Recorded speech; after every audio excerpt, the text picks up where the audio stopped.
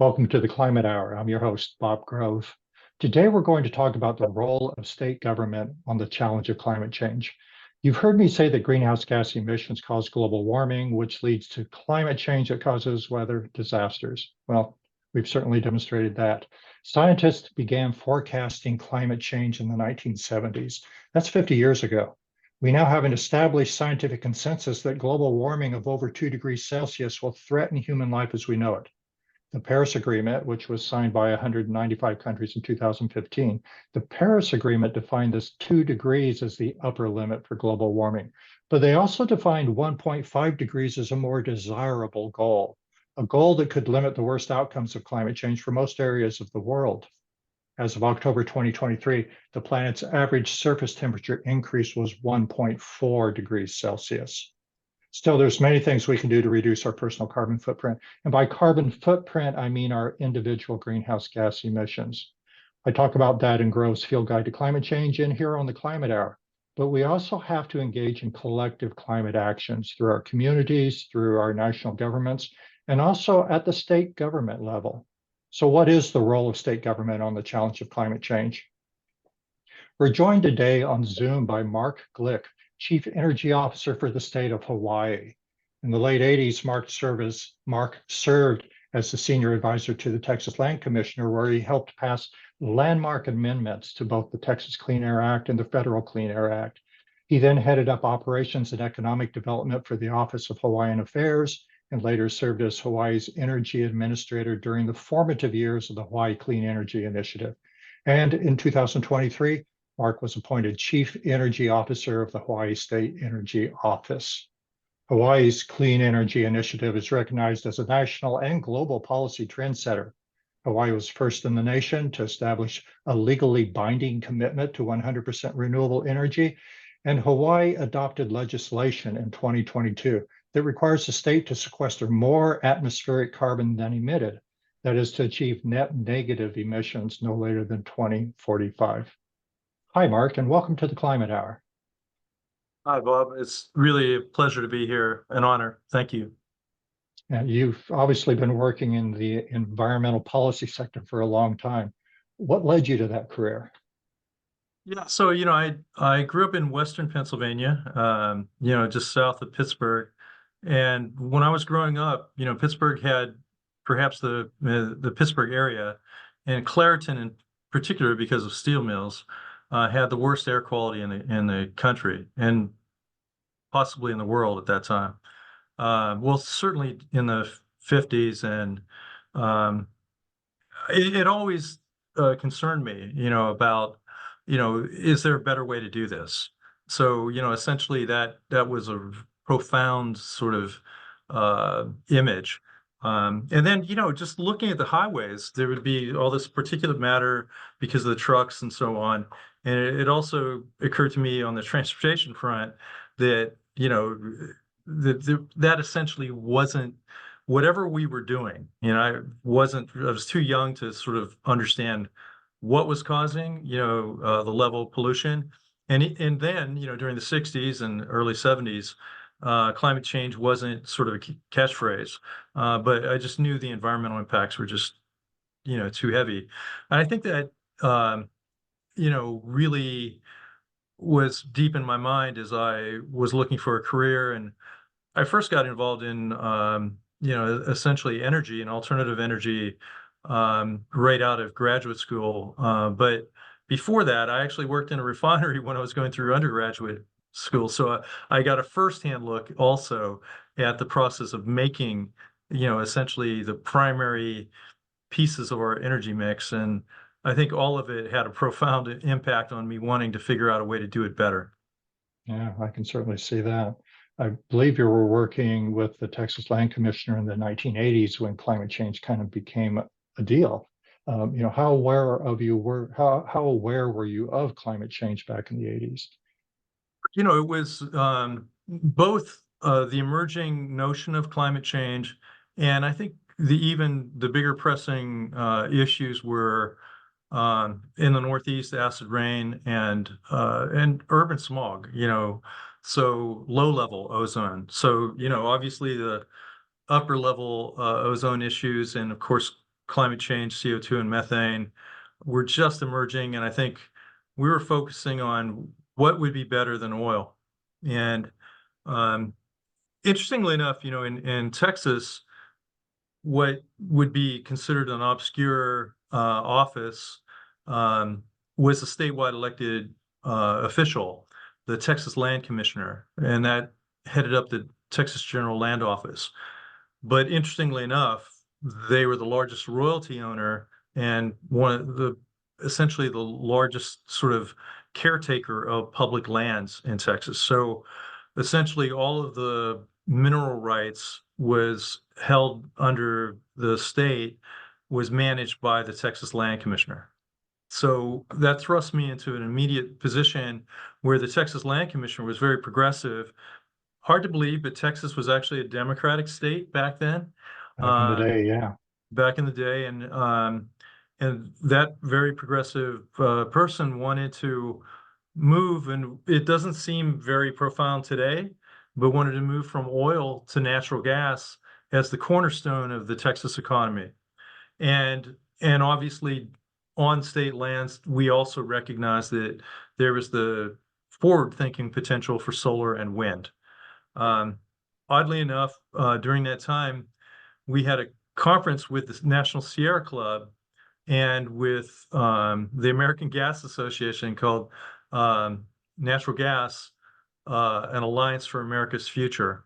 And the idea was moving again to, it's not seen so progressive today, but back then it was earth-shattering for Texans to want to move away from oil.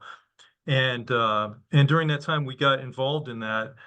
Person that owned a lot of land, a guy by the name of Boone Pickens, and he came to our office and was seeking help to sort of get involved initially with natural gas and then later for wind. So it was a very exciting time in my career. Sounds like it. How did you get from Texas to Hawaii? Well, by the late 1990s, the overall condition and the political climate in Texas had changed at a time when I also, the place that I was renting this marvelous place in Austin, Texas, and when that when that was sold, I could either move across town or I could pack everything up and move somewhere else.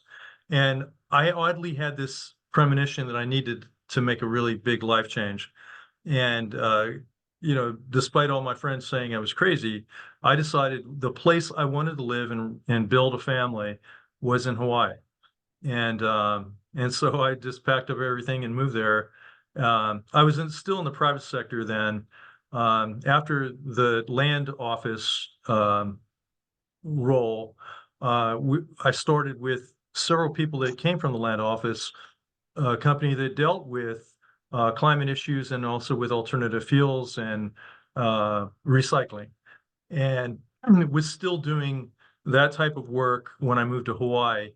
And it was a very big kind of transformational life move, but for me, it was perhaps the most astounding thing I ever did, and ultimately it worked out quite well. So what, in your opinion, obviously you have a lot of background and a lot of policy issues. In your opinion, what is the state role? What is the role of state government in fighting climate change? That's a fantastic question because Hawaii has made a commitment, one of the first states to fully decarbonize by 2045, ultimately to sequester more carbon than we produce. So we're going to go beyond net zero. That was, I think, partially a very important statement that even small island communities that don't contribute a significant amount to the carbon problem, to essentially the root causes of climate change, need to do their part.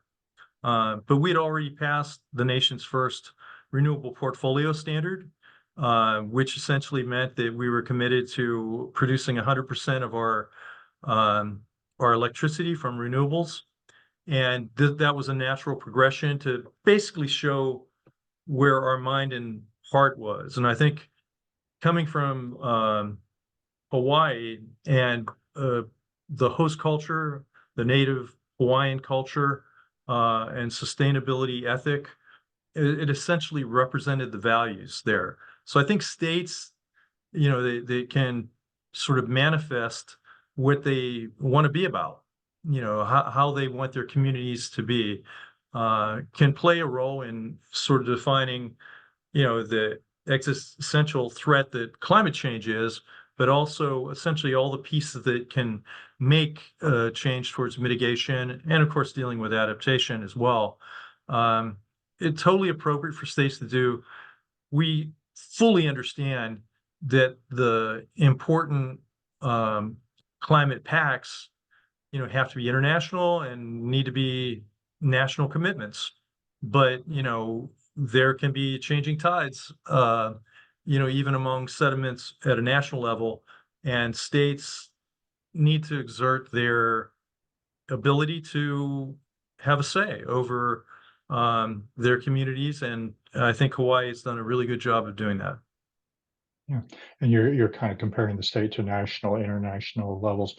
What are the appropriate roles for the federal government interacting with states and collaborating to fight climate change? Well, I think that, what we've seen from this president administration in terms of two landmark pieces of legislation speak to the appropriate role, provide incentives and to provide guidance on shifting markets and moving us in the right direction. I believe that that's what happened many years ago, probably starting 2 decades ago.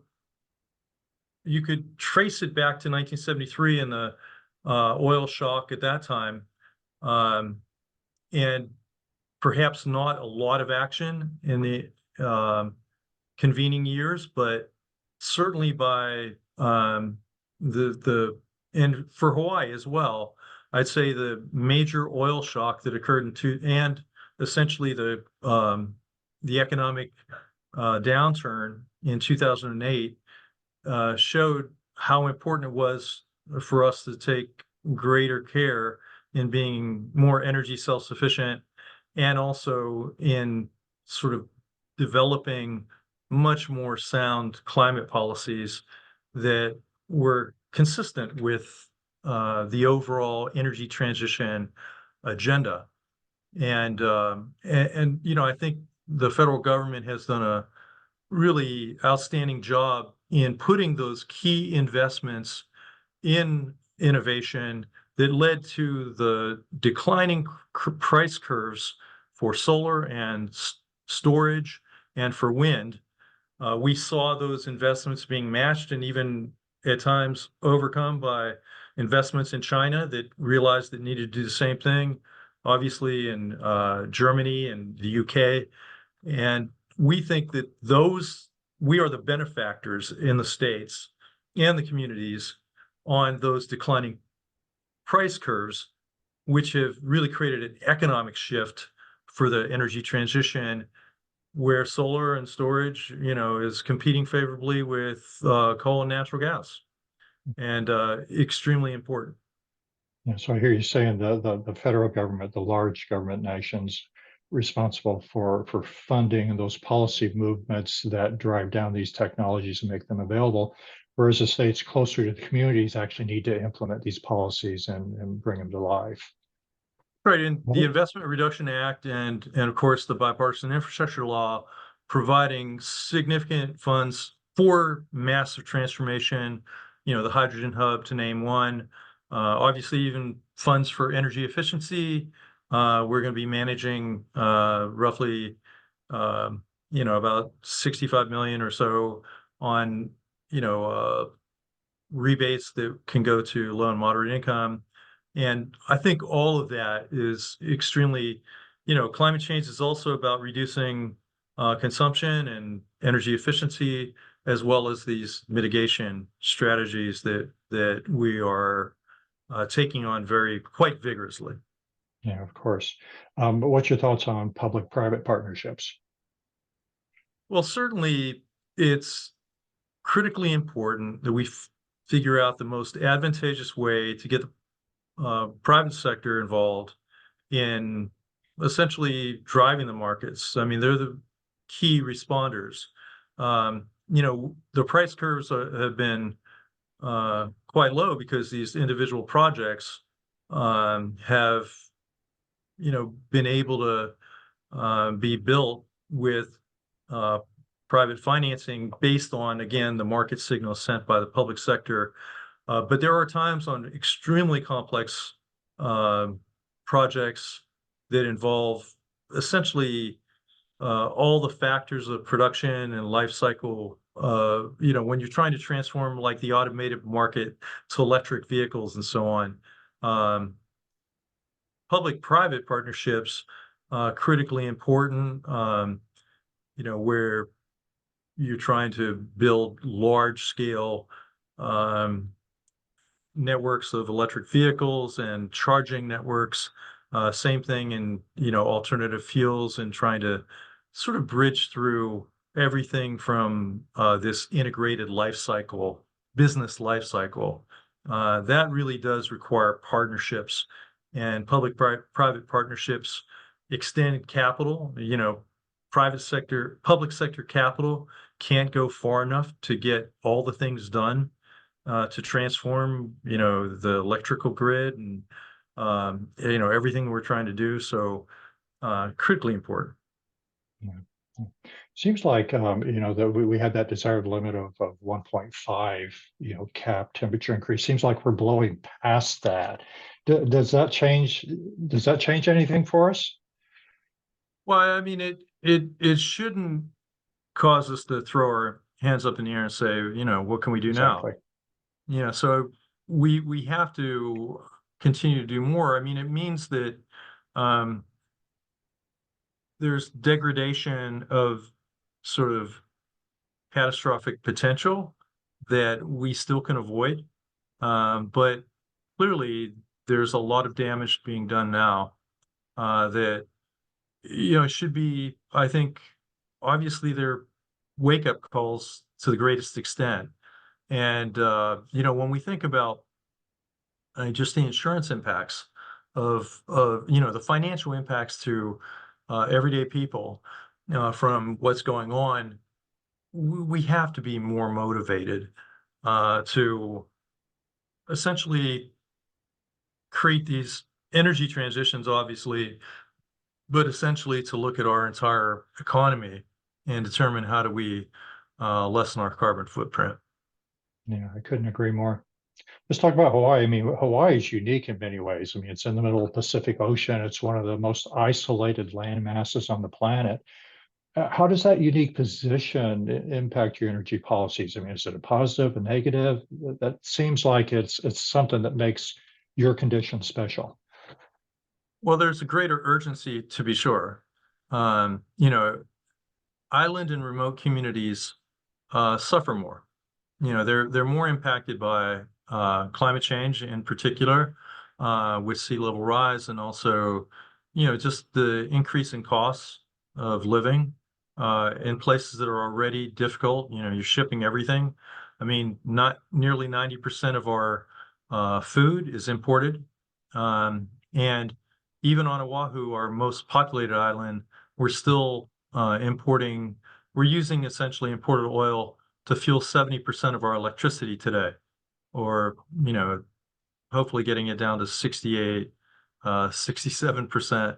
But other smaller islands are able to make more rapid progress. On Kauai, we now are at 60% renewable energy in the electricity sector. So, I think, for us, there's just this sense of urgency that we need to move a little faster.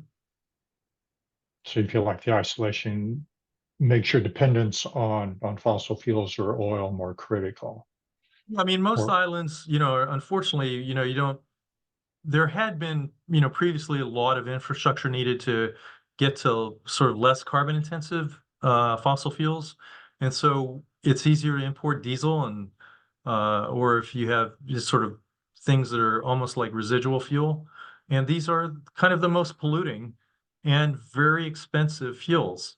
And, you know, our over-reliance on that is, you know, in addition to the massive harm it does to the environment, um, it's extremely detrimental to our economy and to, you know, the livelihoods of our most disadvantaged families. So we feel, you know, like there's an enormously urgent issue to change that whole framework. I know you delivered a Pathways to Decarbonization report to the Hawaii legislature in February of 24. Can you tell us about that? Yeah, the legislature is always giving us great tasks, and uh, so in Act 238, they in 2022, they asked us to quickly put together a comprehensive plan to decarbonize. Like, how can you get to the decarbonization goals? And we ended up coming up with three scenarios and essentially 30 recommendations that covered a lot of ground, from efficiency all the way to, you know, power plant upgrades, and certainly a lot on the transportation side. To do that, our preferred path and less costly path is one that involved um, a high degree of energy efficiency. And we also had to plan for what we truly expect, you know, in moving in this direction, a great shift to electrification of transportation, which means that a great shift in added demand, electricity demand, which we have to fulfill with additional power generation. So, and obviously a lot more renewable generation given our renewable portfolio standard objectives. So the decarbonization pathways, an extremely important effort for us to get a handle on what the possibilities were, and how daunting a task it will be. So let's drill down on some of the specifics. You talked about a community-based energy planning process. What does that look like?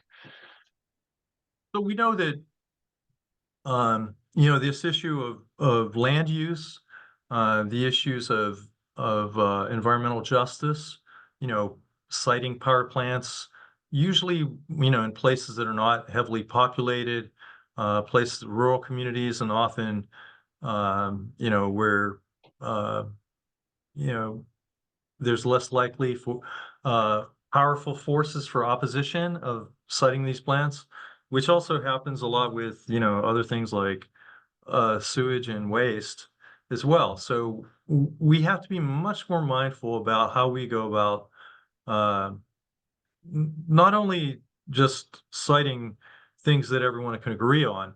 It's what are the plans that everyone can agree upon. And we've explored a number of different ways. Obviously, in the electricity sector, it's a utility responsibility to come up with energy planning. Um, to meet essentially the laws and the, you know, RPS and decarbonization efforts. But it's quite clear that at times the utilities didn't fully represent what the communities wanted.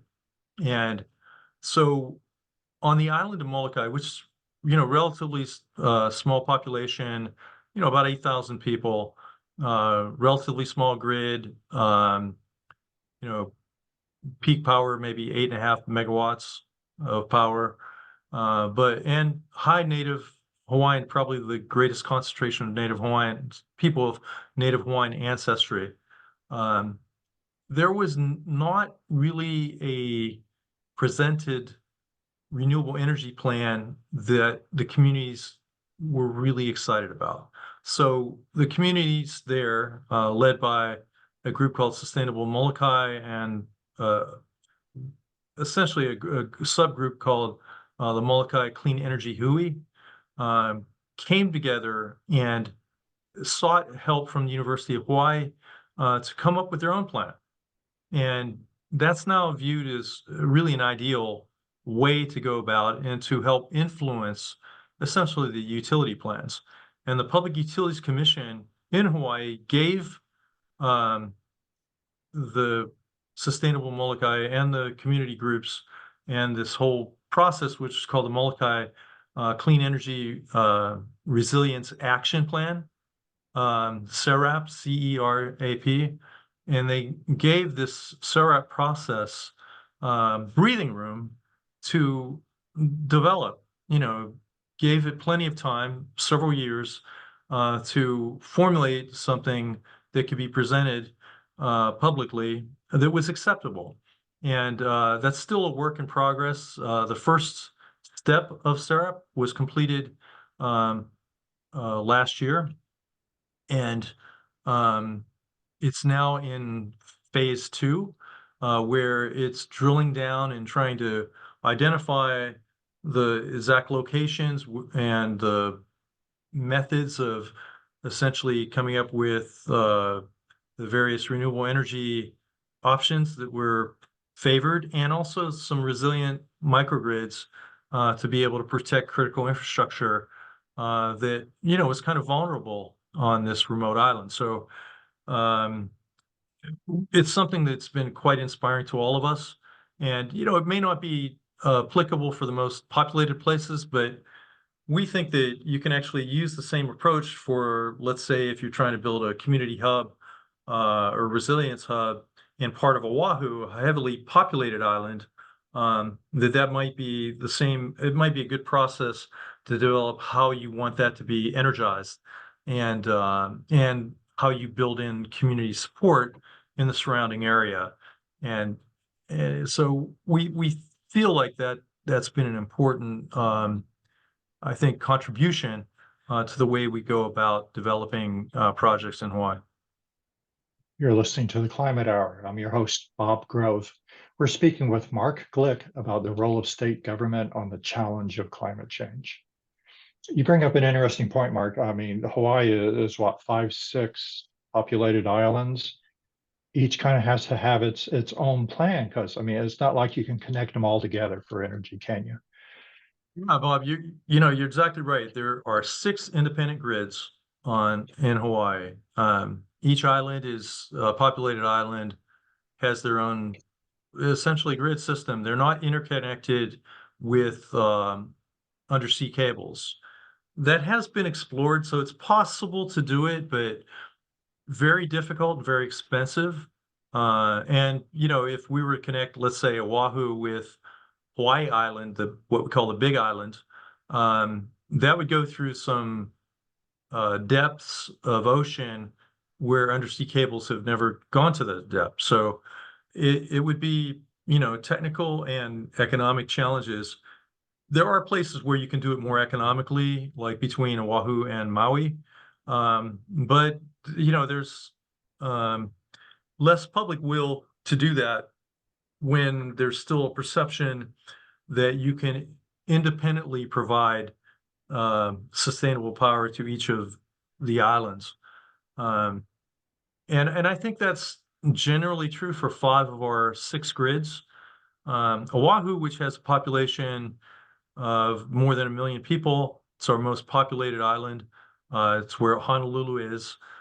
Probably doesn't have the landmass to be able to self-generate all of its energy. So, it's quite likely that 20 or 30% of our power generation may still be imported at some point. So, inter-island connection is a possibility towards the end game, or we're simply going to have to identify places where we are very comfortable at getting green energy through imports. But that is kind of an emergency reality in Hawaii.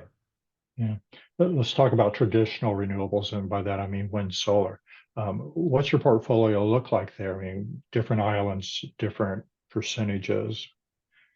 Where are you at and where are you going would be a good way to look at that. Yeah, I mean, what has become true is that solar has been the largest overall component. Each of the 6 island grids have different sort of characterizations, but that trend is true throughout the islands. And and distributed energy resources, meaning, essentially rooftop solar, has, I think that's about 47% of all um, renewable energy on Oahu right now, for example, and perhaps even through the islands. So essentially, that's a huge, factor. We have geothermal, which is currently present on Hawaii Island, um, which is extremely important. There's plans to bring that up near 60 megawatts, and frankly, we believe that there's far greater potential there, and it's sort of our greatest ability to become much more energy self-reliant. At some point, if we are looking at what we call slim hole characterization, drilling essentially slim hole water wells to get a greater sense of where heat is, heated water and steam, and where that might reside elsewhere on the Hawaiian Islands. So this administration is really dedicated to doing more of that kind of research to help us along. There's wind on all islands except for Kauai because of um, rare birds and the nature of the terrain, um, which doesn't really suit it well. So no wind on Kauai, but elsewhere as part of the mix, and biomass, and some locally produced biodiesel as well. Okay. You're talking about wind. I mean, obviously the Hawaiian Islands, you got that north wind. I mean, the great surfing up on North Shore and stuff, wind driven. So I could see that being a big factor. Um, Obviously, having a couple active volcanoes on Big Island, that certainly should inform the geothermal. Do you find that the volcanoes are what you're wanting to mine there for energy? Well, it's the volcanoes obviously create the heat, but they're aquifers and water deposits. So essentially, what essentially where the hot spot is has been, essentially the way that the volcanic activity that formed the Hawaiian Islands moved from the northwest towards Hawaii Island, essentially is the youngest island. And so most of the heat still is under Hawaii Island. Like you said, there's some active volcanoes, but there are rift zones where the heat still resides.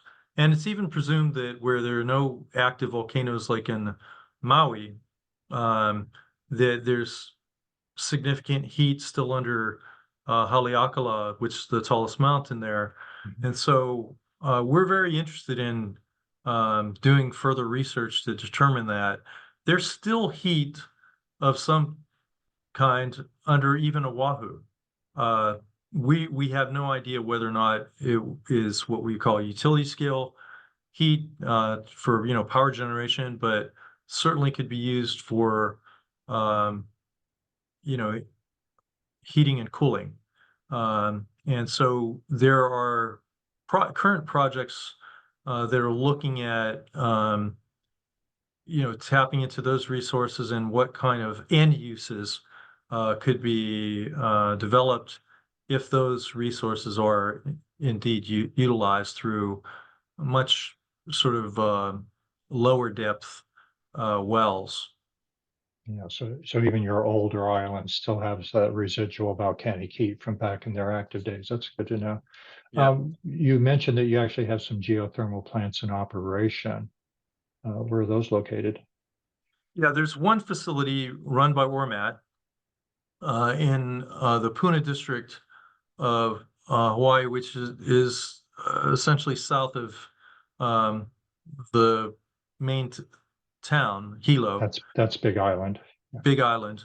And that particular power generation facility, which is currently, producing about 25 megawatts of power, but is supposed to be boosted up to roughly 36 megawatts or more through a repowering process that was recently approved by the Public Utilities Commission. Is something that we're looking forward to. To be perfectly candid, because that plant was built many years ago, and because it was built close to community, when it was initially developed, there was some sizable discharges, and which created sizable community concerns. And so there is kind of a vocal opposition to geothermal in that area, but we believe that other areas are much more open to it. And of course, state-of-the-art geothermal can be done in closed systems extremely safely, extremely clean, and we're looking forward to having more community discussions about where and how that technology would be found to be acceptable. Wasn't that geothermal plant, was that impacted by what, the 2018 eruption? Was it, essentially, and if you have seen pictures of it, the lava, which was several hundred yards wide in these massive rivers, it was one of the largest flows in the last 100 years. Went completely around that plant, covered some of the land of the plant, but did not cover the wells themselves. But the wells were shut down during that time and capped for a short while. And then once the volcanic action was cleared, and it took, I think, essentially all of the transmission, distribution, transformers were essentially covered by the lava. So all of that had to be rebuilt, and it took more than a year to get, maybe a year and a half to get production restarted at that geothermal plant. It hasn't reached full production yet, but it's pretty close. You mentioned biomass when you were making your list earlier. I understand that there's a biomass plant on Big Island that the Hawaii Supreme Court ruled against opening. What's that story? Well, there was a action taken by an interested party saying that the Public Utilities Commission didn't effectively take into consideration climate change or greenhouse gas impacts of that plant, and effectively that ruling is has had a huge impact not only on that plant but of course on Public Utilities Commission decision making on all power generation. Um, and essentially, when looking at that analysis, the Public Utilities Commission subsequently determined that that project couldn't move forward. There's been a lot of dissension about that. Obviously, massive sunk costs because the plant was built and it's near operational. So it's it's one of those things that, in a sense, it's a great deal of misfortune that something that went so far, that was actually permitted, approved, and it moved forward. But again, the court's view of the commission not taking into consideration all it should have, essentially reversed all of that work. But it does tell us that, we have to take a very careful look at greenhouse gas emissions for everything that is done moving forward. Mhm. Very true. So it sounds like you've got a great portfolio, certainly the wind, the solar, the geothermal. Are you looking at any wave generated electricity? I mean, I hear a lot about that in Europe and such. Is there potential for that in Hawaii? There's certainly the potential. We have lots of waves, and we have so there's been two really sets of ocean technologies that have been quite prominent. Wave, and there's a wave energy technology demonstration called WETS, aptly acronymed WETS, outside of Kaneohe Bay, which is on Oahu, outside of Honolulu.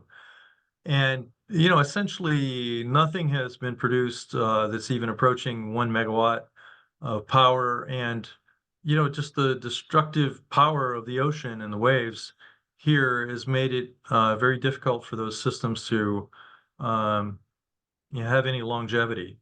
So, we've been disappointed with the results so far.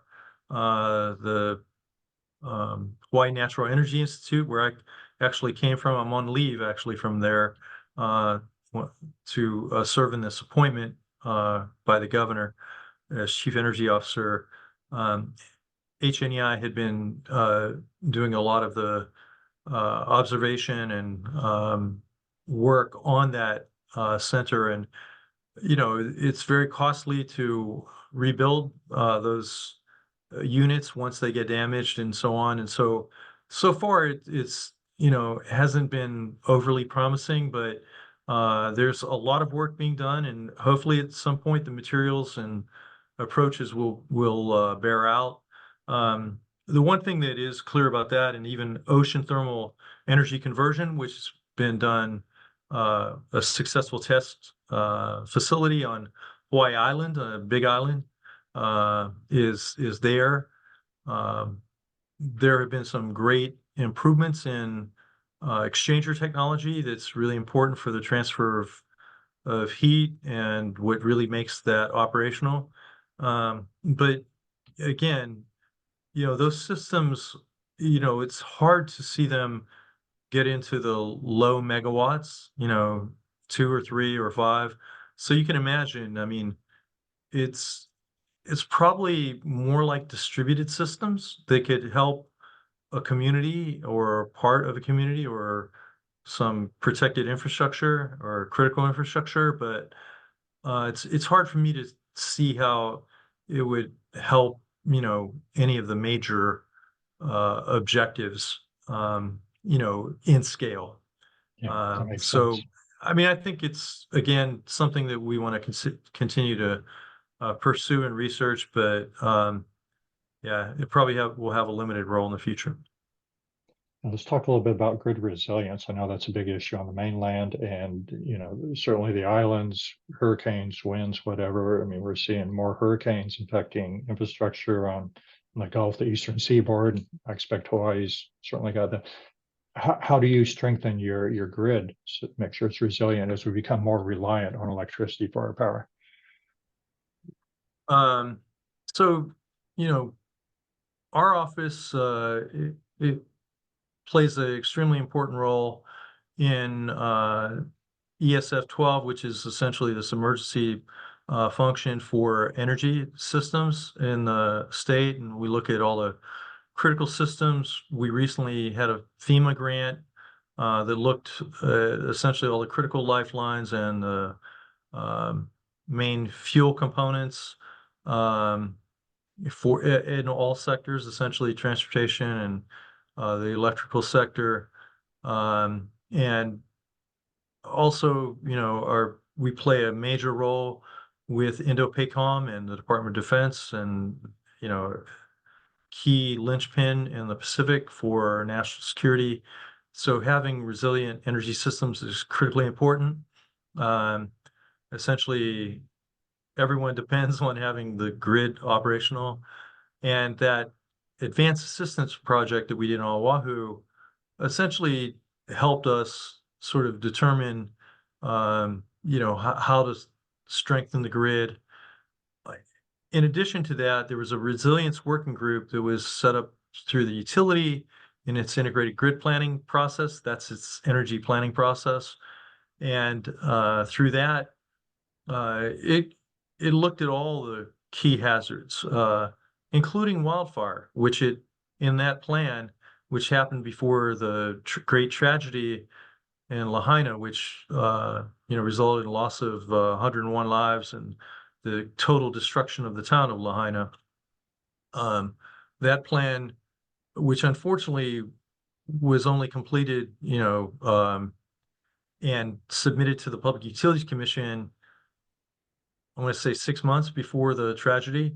Obviously, not enough time for the commission to rule on it and to act upon it. But we now are taking measures to look at strategic undergrounding of electrical infrastructure, hardened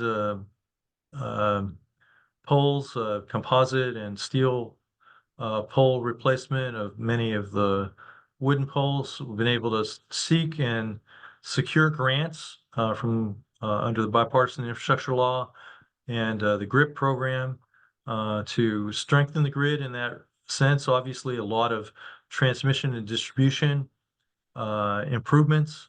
All of those things have been flagged by the utilities and are being pursued, but enormous expense in that. And so we've been relying on some federal support.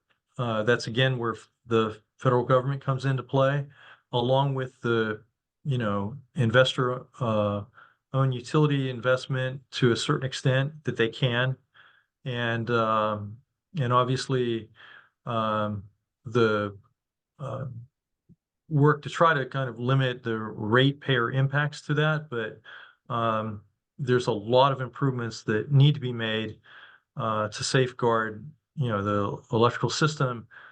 I would say that the most exciting things, and we just submitted a $250 million grant application in concert with both utilities, Kauai Island Utility Cooperative and Hawaiian Electric Company, which essentially covers all of the islands, those 6 independent grids, to look at sensors and other and a variety of other resilience issues. But the sensors would be able to cut off power before a pole fell. Would it be able to sense a fault?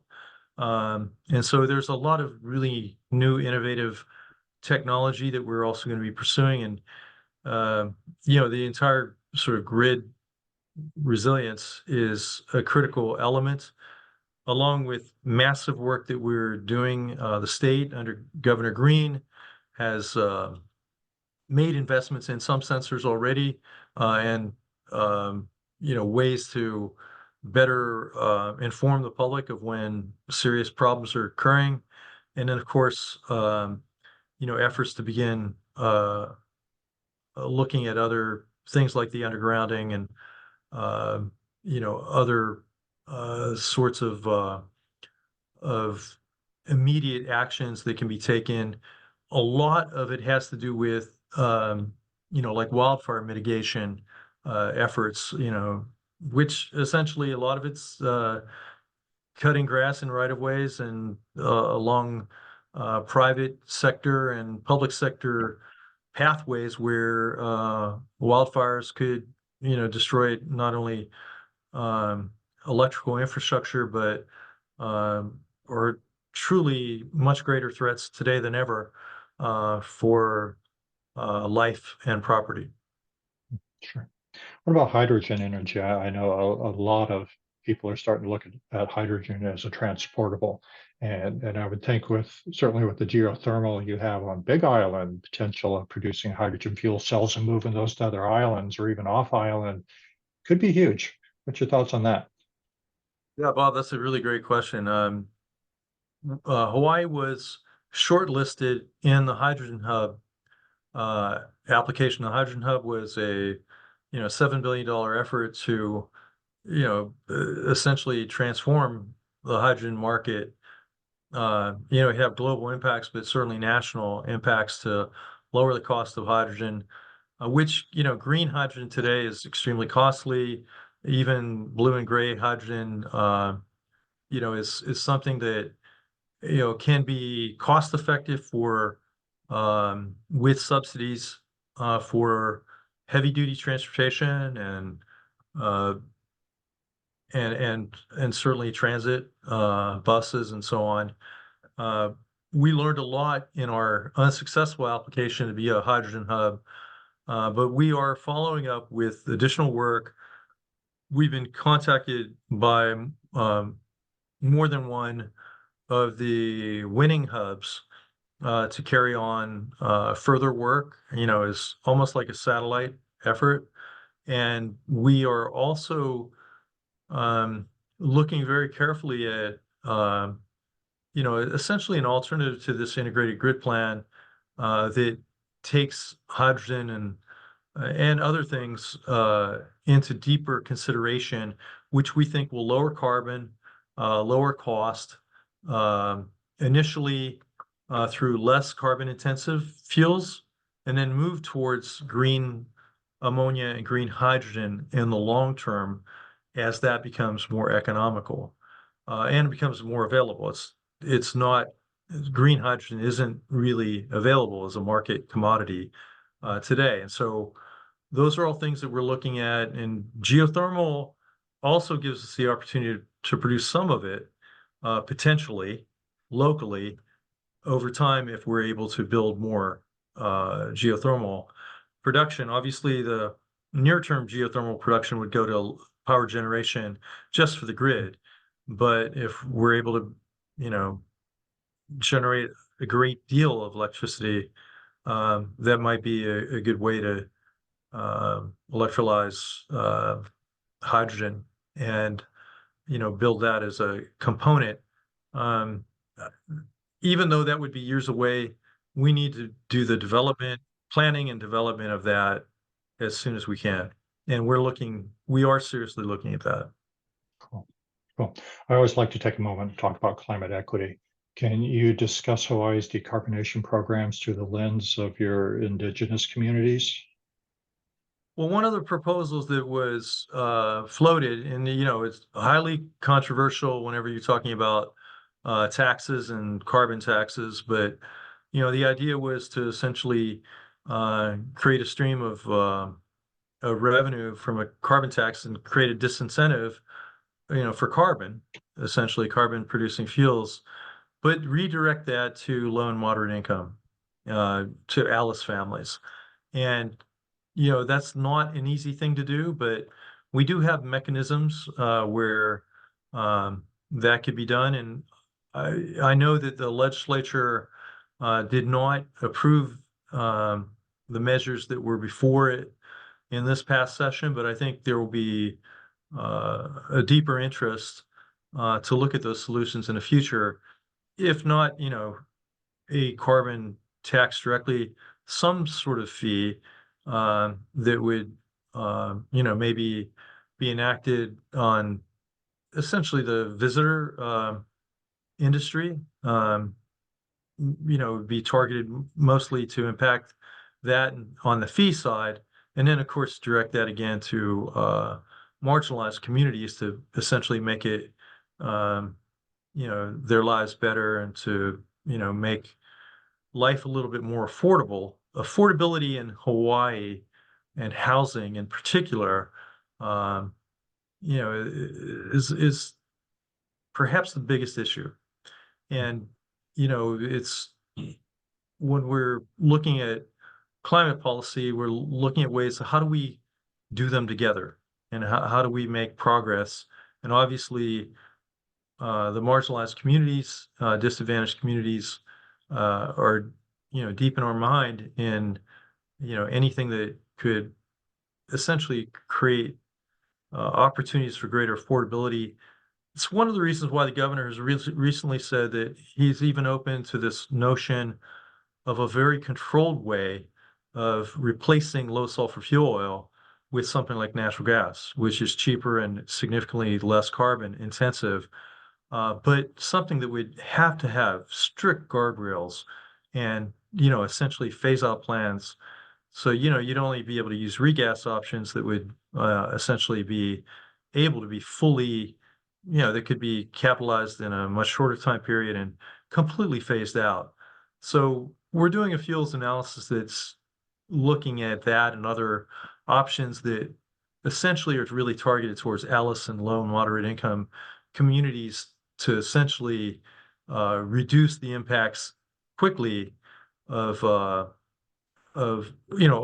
price vulnerability. And the fact of the matter is, even under our most vigorous renewable energy installations, all of the plans so far show a great amount of low sulfur fuel oil, essentially residual oil, really nasty, dirty stuff that will be present through 2045 and certainly into 2040. Even as we attempt to accelerate our energy transition. So we would like to figure out how to decarbonize that element as well, which is essentially previous administration had put that off the table. So we're taking a hard look at it. Yeah. Well, thank you for joining us today, Mark. Is there a website that our listeners go to learn more about your work, your office? It's energy.hawaii.gov. Okay, thank you. And thank you to our listeners. We welcome your questions and feedback. You can learn more about the Climate Hour at climatehour.net. That's climatehour.net. This is the Climate Hour. I'm your host, Bob Grove.